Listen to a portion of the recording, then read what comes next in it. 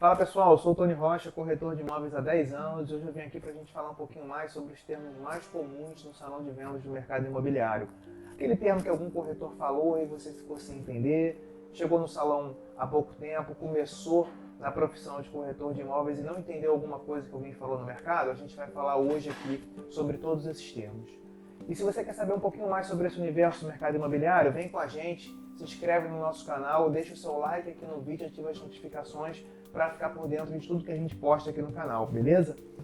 Você sabe o que é um recibo de sinal? Um contrato de compra e venda com exclusividade? Comissão? Então vem com a gente que a gente vai falar sobre todos esses termos no vídeo de hoje.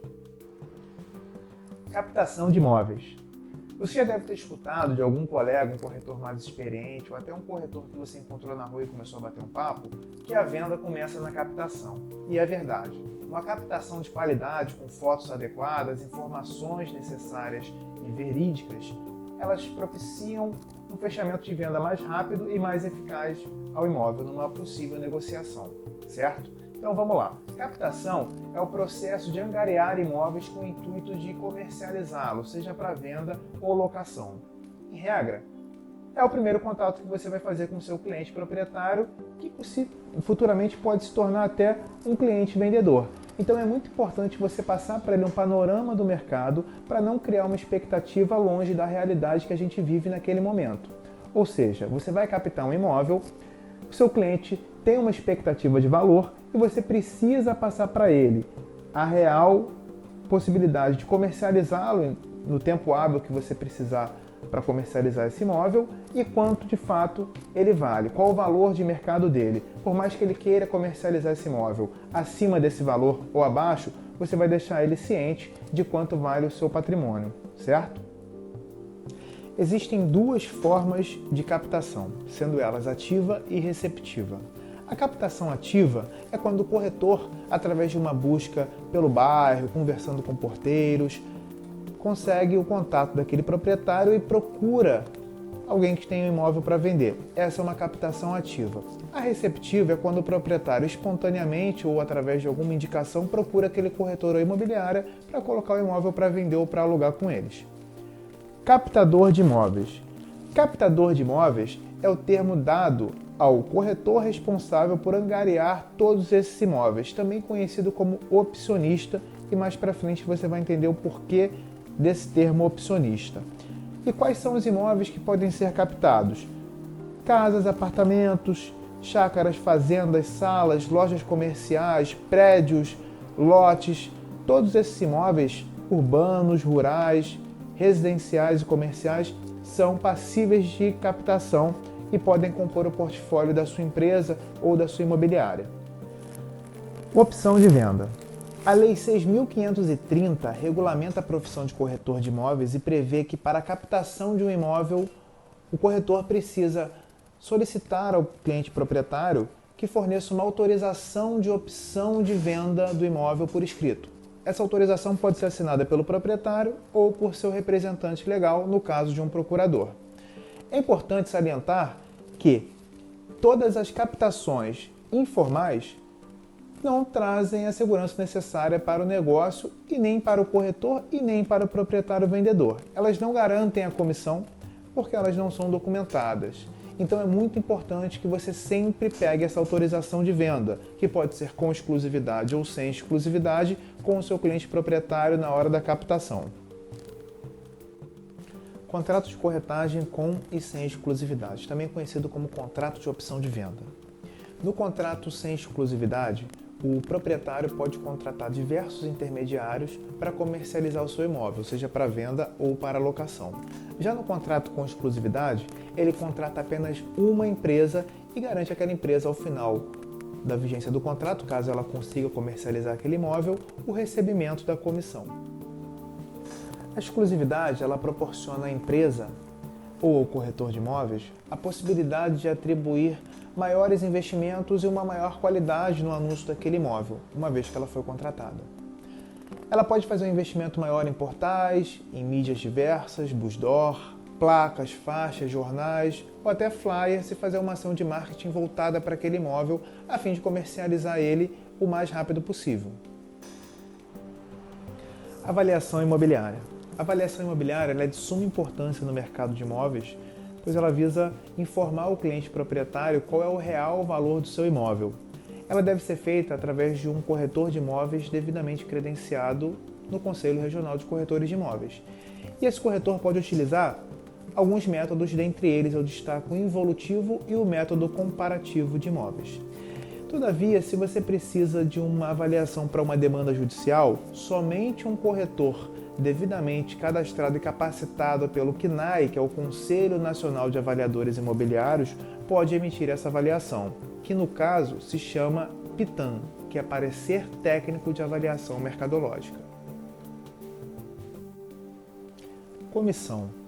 O melhor momento para você tratar da comissão com seu cliente proprietário é o momento da captação, na qual você vai inserir o valor da comissão na autorização de venda, conforme vimos anteriormente.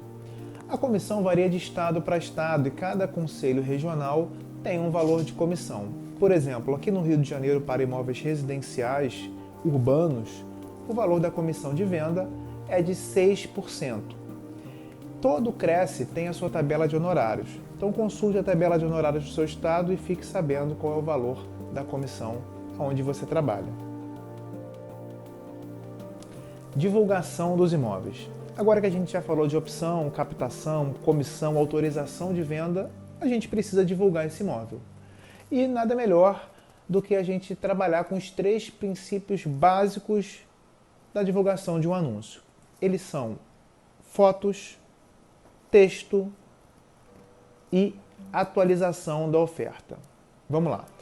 Fotos bem tiradas, um texto conciso e direto ao cliente consumidor daquele produto e a atualização da oferta. A atualização da oferta deve ser feita semanalmente em ligação ou envio de mensagens ao proprietário, a fim de você saber se houve algum tipo de alteração no valor de alguma taxa ou até mesmo algum tipo de reforma que ele fez naquele imóvel para conseguir vender mais rápido, ou uma reforma que foi necessária, uma reforma emergencial, e você consegue manter o seu anúncio atualizado com isso.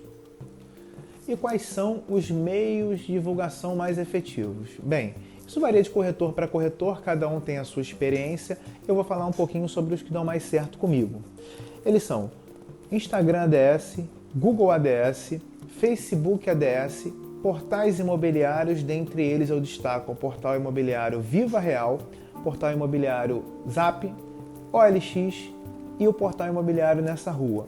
Destaco ainda o site da imobiliária e temos alguns outros também. Evidentemente que nem tudo que funciona com um corretor em uma determinada localidade vai funcionar para todos, mas em suma são esses os principais métodos de você alavancar um anúncio, de você fazer a publicidade de um imóvel.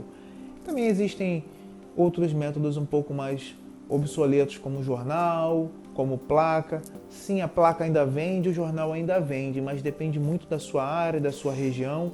Então esteja atento aí ao que os outros corretores, seus colegas falam que dá certo. Fica de olho aí no que tem feito mais publicidade de imóveis na sua região, para você também fazer igual, e daí você vai fazendo uma triagem dos meios que funcionam e dos meios que não funcionam. Demonstração do imóvel. Uma vez que você já captou esse imóvel, pegou a sua autorização de venda, fotografou, já olhou a documentação dele e já divulgou ele no portal imobiliário, através de placa, busdoor, enfim. Vão começar a surgir pessoas interessadas nesse imóvel.